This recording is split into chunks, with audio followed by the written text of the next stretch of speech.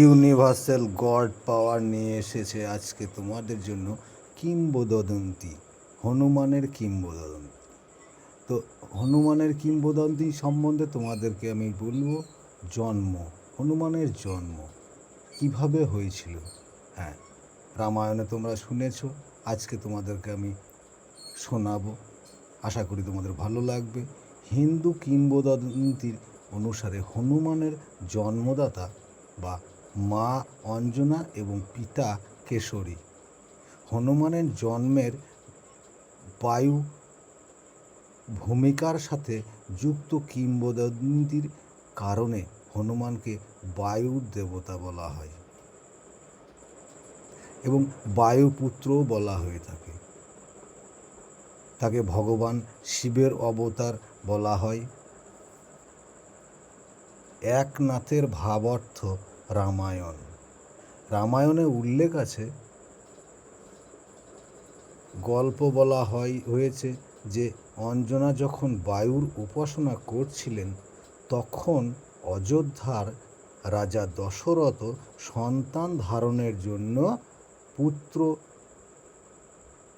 কামিষ্ঠী যজ্ঞের আচার পালন করছিলেন। ফলস্বরূপ তিনি কিছু পবিত্র প্রসাদ পেয়েছিলেন, যা তার 3 স্ত্রীর দ্বারা ভাগ করা হয়েছিল, যার ফলে রাম, লক্ষ্মণ, ভরত ও শত্রুঘ্নের জন্ম হয়। ঐশ্বরিক আদেশ দ্বারা একটি পাখি সেই প্রসাদের কিছু অংশ ছিনিয়ে নেয় এবং অঞ্জনা সেখানে উপাসনায় মগ্ন ছিল। সেই বনের উপর দিয়ে উড়ে যাওয়ার সময় সেটি ফেলে দেয়। পড়ে থাকা প্রসাদ দেবতা বায়ু অঞ্জনার প্রসারিত হয়ে হাতে পৌঁছে দেন এবং অঞ্জনা সেই প্রসাদ খান, যার ফলে হনুমানের জন্ম হয়। মহর্ষি ব্যাসদেব প্রস্তাবিত অঞ্জনাদ্রি পাহাড় তিরুমালার হনুমানের জন্মস্থান। নাসিকের অঞ্জনেয় মহারাষ্ট্রের সাথে অঞ্জনাদ্রি হাম্পির কাছে গঙ্গাবথী তালুক, কোপাল জেলার কর্ণাটক হল এমন স্থানের মধ্যে একটি যেগুলি কিষ্কান্দের অবস্থান বলে দাবি করে। হনুমান চালিসা। তুলসীদাস রচিত হনুমান চালিসায় হনুমানকে নিবেদিত সবচেয়ে জনপ্রিয় স্তোত্রগুলির একটি। এতে চালিসাটি চোপাই রয়েছে এবং এটি বিশেষভাবে উত্তর ভারতের ভক্তদের জন্য প্রচলিত। হিন্দু ধর্মে বিশ্বাস করা হয় যে হনুমান চালিসা পাঠ করলে ভয়, অসুস্থতা ও অশুভ প্রভাব দূর করে। বিশেষ করে মঙ্গলবার ও শনিবার বহু ভক্ত নিয়মিতভাবে এটি পাঠ করে থাকেন। এবার আসি হনুমানজির শৈশবে। বাল্মীকি রামায়ণ অনুসারে শৈশব এক সকালে হনুমান ক্ষুধার্ত ছিলেন এবং লাল রঙের সূর্যে উদিত হতে দেখেছিলেন। এটাকে পাকা ফল ভেবে সে তা খেতে লাফিয়ে উঠল। হিন্দু কিংবদন্তির সংস্কারে দেবতাদের রাজা ইন্দ্র হস্তক্ষেপ করেছিলেন এবং হনুমানজিকে তার বজ্রপাত দিয়ে আঘাত করেছিলেন। এতে হনুমানের চোয়ালে আঘাত লাগে। এবার আসি শৈশব। বাল্মীকি রামায়ণ অনুসারে শৈশবের এক সকল হনুমান ক্ষুধার্ত ছিলেন এবং লাল রঙের সূর্য উদিত হয়ে দেখেছিলেন এবং তিনি রাঙা চোয়াল নিয়ে মাটিতে পড়ে যান। হনুমানের পিতা বায়ু বিরক্ত হয়ে পৃথিবীর সমস্ত বায়ু প্রত্যাহার করে নেন। বাতাসের অভাব সমস্ত জীবের জন্য অপরিহার্য দুর্ভোগ সৃষ্টি করেছিল। এটি শিবকে হস্তক্ষেপ করতে এবং হনুমানকে পুনরুজ্জীবিত করতে পরিচালিত করেছিল, যার ফলস্বরূপ বাতাসকে জীবিত প্রাণীদের কাছে ফিরে যেতে প্রচলিত করেছিল। যেহেতু ভুলটি দেবতা ইন্দ্রর দ্বারা হয়েছিল, তাই তিনি হনুমানকে একটি বর দেন যে তার শরীর ইন্দ্রের বজ্রের মতো শক্তিশালী হবে এবং তার বজ্রও তার ক্ষতি করতে পারবে না। ইন্দ্রের সাথে অন্যান্য দেবতারাও তাকে বর দেন। অগ্নি হনুমানকে বর দেন যে আগুন তার ক্ষতি করতে পারবে না। বরুণ হনুমানকে অভিলাষ মঞ্জুর করেন যে জল তার ক্ষতি করতে পারবে না।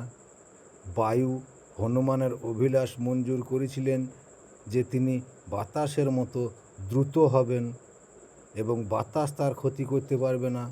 ব্রহ্মা হনুমানকে বর দেন যে তিনি যে কোনো জায়গায় যেতে পারবেন যেখানে তাকে থামানো যায় না। তাই এই বরগুলি হনুমানকে অমর করে তোলে, যার অন্যান্য ক্ষমতা ও শক্তি রয়েছে। তার শৈশবের কিংবদন্তির অন্য হিন্দু সংস্কারের যা লুটজেন ডার্ফ বলেছেন, সম্ভবত পুরনো এবং জৈন ধর্মে পাওয়া যায় এমন অষ্টম শতাব্দীর ধুদা খান সূর্যের জন্য হনুমান ইকারস সদৃশ্য লাভ মারাত্মক প্রমাণিত হয় এবং তিনি সূর্যের আলো থেকে পুড়ে ছাই হয়ে যান। তাই তার ছাই পৃথিবী ও মহাসাগরে পড়ে। দেবতারা তখন ভূমি থেকে ছাই এবং তার হাড়গুলো সংগ্রহ করেন এবং মাছের সাহায্যে তাকে পুনরায় একত্রিত করেন।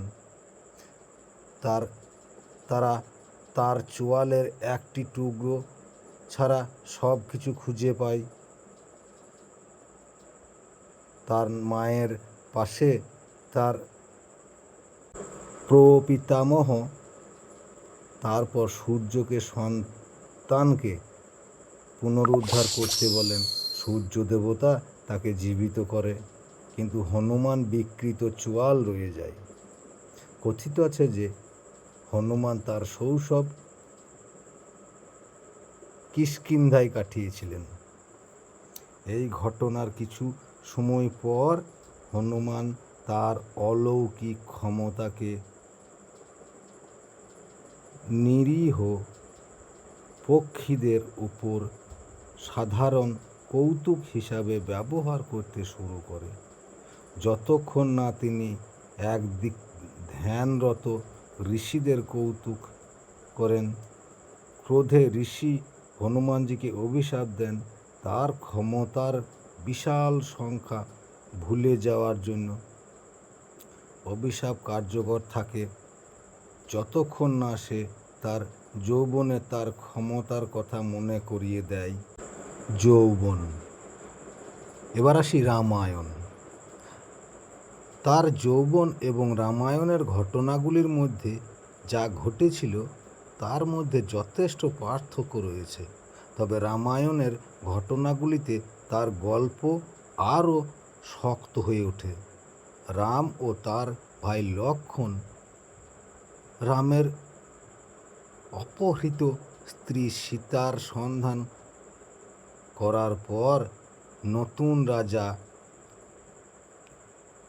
কিষ্কিন্ধায় পৌঁছান এবং রামের নতুন সহযোগী বানর রাজা সুগ্রীব রামের হারিয়ে যাওয়া স্ত্রীর সন্ধানের জন্য চারদিকে সৈন্য পাঠাতে সক্ষম হন। দক্ষিণে সুগ্রীব হনুমান এবং আরও কয়েকজনকে পাঠান, যার মধ্যে মহান ভালুক জাম্ববানও রয়েছে। এই দলটি ভারতের দক্ষিণাত্যে প্রান্তে সমস্ত পথ ভ্রমণ করে, যেখানে তার দিগন্তে দৃশ্যমান লঙ্কা, আধুনিক শ্রীলঙ্কা দ্বীপের সাথে সমুদ্রের মুখোমুখি হয়। দলটি দ্বীপটির তদন্ত করতে চায়, কিন্তু কেউই এত দ্রুত সাঁতার কাটতে বা লাফ দিতে পারে না। এই মহাকাব্যের চরিত্রগুলির মধ্যে এই ধরনের অতি প্রাকৃতিক শক্তির জন্য একটি সাধারণ ছিল। যাই হোক, জাম্বমান পূর্বের ঘটনাগুলিকে থেকে জানেন যে হনুমান এমন কৃতিত্বে সহজে সক্ষম করতে হয়েছিল তার, এবং অভিশাপ তুলেছিলেন। অভিশাপ উঠল হনুমান তখন তার সমস্ত গতিশক্তি, ঐশ্বরিক শক্তির কথা মনে রেখেছিলেন। তিনি পর্বতের আকারে রূপান্তরিত হয়েছিলেন এবং সংকীর্ণ সমুদ্র প্রণালী পেরিয়ে লঙ্কায় চলে গিয়েছিলেন বলে কথিত আছে। অবতরণ করার পর তিনি লঙ্কার রাজা রাবণ ও তার রাক্ষস অনুচারীদের দ্বারা জনবহুল্য শহর আবিষ্কার করেন। তাই তার পিঁপড়ার আকারের সংকুচিত হয়ে শহরের মধ্যে লুকিয়ে পড়েন। শহরে অনুসন্ধান করার পর তিনি সীতাকে বানরের মধ্যে আবিষ্কার করেন, যা রাক্ষস যোদ্ধাদের দ্বারা সুরক্ষিত ছিলেন। যখন তারা সবাই ঘুমিয়ে পড়ে, তখন তিনি সীতার সাথে দেখা করেন এবং আলোচনা করেন যে তিনি কিভাবে তাকে খুঁজতে এসেছেন। তিনি প্রকাশ করেন যে রাবণ তাকে অপহরণ করেছে এবং তাকে শীঘ্রই তাকে নিয়ে বিয়ে করতে বাধ্য করেছে। তিনি তাকে উদ্ধার করার প্রস্তাব দেন, কিন্তু সীতা প্রত্যাখ্যান করেন, এই বলে যে তার স্বামীকে এটি করতে হবে। প্রাচীন ভারতের সময় থেকে বিশ্বাস, পরবর্তীতে যা ঘটবে তা হিসাব অনুসারে আলাদা, কিন্তু সাধারণ গল্প হলো যে সীতাকে দেখার পর তিনি বন ধ্বংস করতে শুরু করেন, তাকে বন্দি করার অনুরোধ জানান। গল্প যাই হোক না কেন, তিনি নিজেই রাবণের দরবারে বন্দী হন। যখন হনুমান তাকে বলেন যে রাম সীতাকে ফিরিয়ে নিতে আসছেন, তখন তিনি হাসেন। রাবণ তার ভ্রাতৃদেবদের হনুমানের লেজে আগুন লাগিয়ে দেওয়ার নির্দেশ দেন, তার নিরাপত্তার হুমকির জন্য নির্যাতন হিসাবে। যাই হোক, যতবার তারা তেলে ভেজানো কাপড় পোড়াতে দেয়, সে তার লেজ লম্বা করে যাতে আরও কাপড় যোগ করতে হয়। এটি চলতে থাকে যতক্ষণ না রাবণ যথেষ্ট পরিমাণ আলোকসজ্জা শুরু করার নির্দেশ দেন। যাই হোক, তখন তার লেজ উজ্জ্বলিত হয়, তখন সে তার লেজটি পিছনে সংকুচিত করে এবং তার অতি মানবীয় শক্তি দিয়ে তার বন্ধন মুক্ত করে। তিনি একটি জানলা দিয়ে লাফ দেন এবং ছাদ থেকে ছাদে ঝাঁপ দেন। অট্টালিকা পুড়িয়ে দেন যতক্ষণ না শহরে বেশিরভাগ অংশ আগুনে পুড়ে যায়। এই জয় দেখে হনুমান ভারতে ফিরে যান। ফিরে আসার পর তিনি তার সন্ধানে আনয়ন করার দলে কী ঘটেছিল তা জানেন এবং তারা নিষ্কিন্দায় ফিরে যান। সেখানে রাম খাবারের জন্য সারাক্ষণ অপেক্ষা করছিলেন। সীতা নিরাপদে আছেন এবং তার জন্য অপেক্ষা করছেন শুনে রাম সুগ্রীবের সেনাবাহিনীর সমর্থনে সংগ্রহ করেন এবং লঙ্কার উদ্দেশ্যে যাত্রা করেন। এইভাবে লঙ্কার কিংবদন্তি যুদ্ধ শুরু হয়। দীর্ঘ যুদ্ধে হনুমান সেনাবাহিনীতে একজন সেনাপতির ভূমিকা পালন করেন। এক ব্রতী লড়াইয়ের সময় রামের ভাই লক্ষ্মণ মারাত্মকভাবে আহত হন। মনে করা হয়েছিল যে হিমালয় পর্বত থেকে ভেষজ গাছের সাহায্যে ছাড়াই তিনি মারা যান। হনুমানই একমাত্র ব্যক্তি যিনি এত দ্রুত যাত্রা করতে পেরেছিলেন এবং এইভাবে তাকে পাহাড় পাঠানো হয়েছিল। পৌঁছে তিনি আবিষ্কার করেন যে পাহাড়ের ধারে অনেকগুলি ভেষজ রয়েছে এবং ভুল ভেষজটি ফিরিয়ে নিতে চান না। তাই পরিবর্তে তিনি একটি পাহাড় আকারে বড় হয়েছিলেন পর্বতটিকে পৃথিবী থেকে ছিঁড়ে ফেলেছিলেন এবং যুদ্ধে ফিরিয়ে এনেছিলেন। এই কাজটি সম্ভবত হিন্দুদের মধ্যে তার সবচেয়ে কিংবদন্তি। এই পাহাড়ের একটি খণ্ডটি বহন করার সময় নিচে পড়ে যাওয়ার কথা বলা হয়েছিল এবং বর্তমান সময়ে মাউন্ট রুমশালা পতিত টুকরো বলে মনে করা হয়। শেষ পর্যন্ত রাম বিষ্ণুর অবতার হিসাবে তার ঐশ্বরিক ক্ষমতা প্রকাশ করেছিলেন এবং রাবণ এবং বাকি রাক্ষস সেনাবাহিনীকে হত্যা করেছিলেন। শেষ পর্যন্ত রাম রাজা হিসাবে তার জায়গা ফিরে আসার জন্য অযোধ্যায় তার বাড়িতে ফিরে আসেন।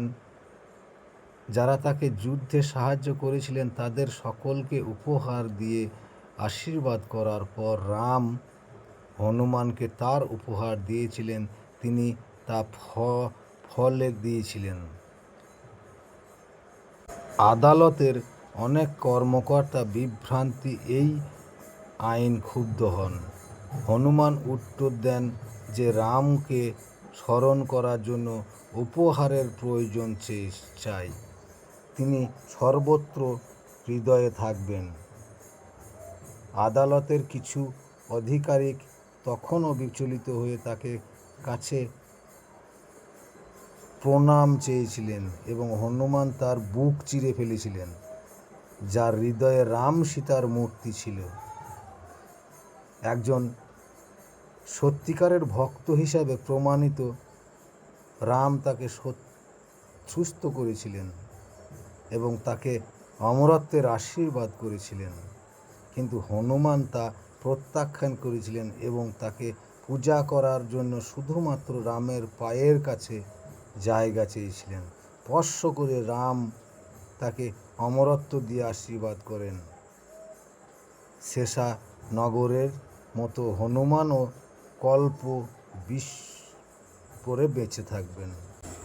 মহাভারত রামায়ণের ঘটনা কয়েক শতাব্দীর পর এবং মহাভারতে ঘটনার সময় হনুমান তখন প্রায় বিস্মৃত দেবতার বনে তার জীবনযাপন করছিল। কিছু সময় পর তার আধ্যাত্মিক ভাই ভীষ্মের মাধ্যমে তার স্ত্রীর জন্য ফুলের সন্ধান করেন। হনুমান এটি অনুভব করেন এবং তাকে একটি পাঠ শেখানোর সিদ্ধান্ত নেন, কারণ ভীম তার অতি মানবনীয় শক্তির জন্য গর্বিত ছিলেন বলে পরিচিত। এই সময় অতি প্রকৃতি শক্তিগুলি রামায়ণের তুলনায় অনেক বিরল ছিল, কিন্তু এখনও হিন্দু মহাকাব্যগুলিতে দেখা যায়। ভীম দুর্বল বৃদ্ধ বানর আকারে মাটিতে পড়ে থাকার হনুমানের মুখোমুখি হন। তিনি হনুমানকে সরে যেতে বলেন, কিন্তু তিনি তা করেন না, যেহেতু এই সময় একজন ব্যক্তির উপর পা রাখা অত্যন্ত অসম্মানজনক বলে বিবেচিত হয়েছিল। হনুমান উত্তরণ তৈরি করে তার লেজের উপরে তোলার পরামর্শ দিয়েছিলেন। ভীম মনে প্রাণে মেনে নিলেন, কিন্তু লেজ তুলতে পারলেন না। ভীম বিহিত বুঝতে পারলেন যে দুর্বল বানরটি এক ধরনের দেবতা এবং তাকে নিজের প্রকাশ করতে বলেন। হনুমান নিজেকে প্রকাশ করেন।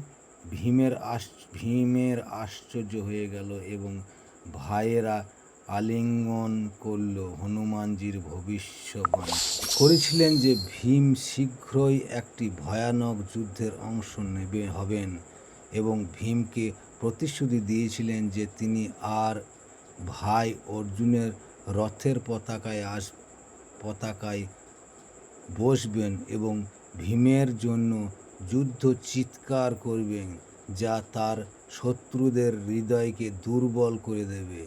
বিষয়বস্তু: হনুমান তার ভাইকে তার সন্ধানে রেখে গিয়েছিলেন এবং সেই ভবিষ্যৎবাণীমূলক যুদ্ধের পর 1600 শতকের গোড়ার দিকে আর দেখা যাবে না।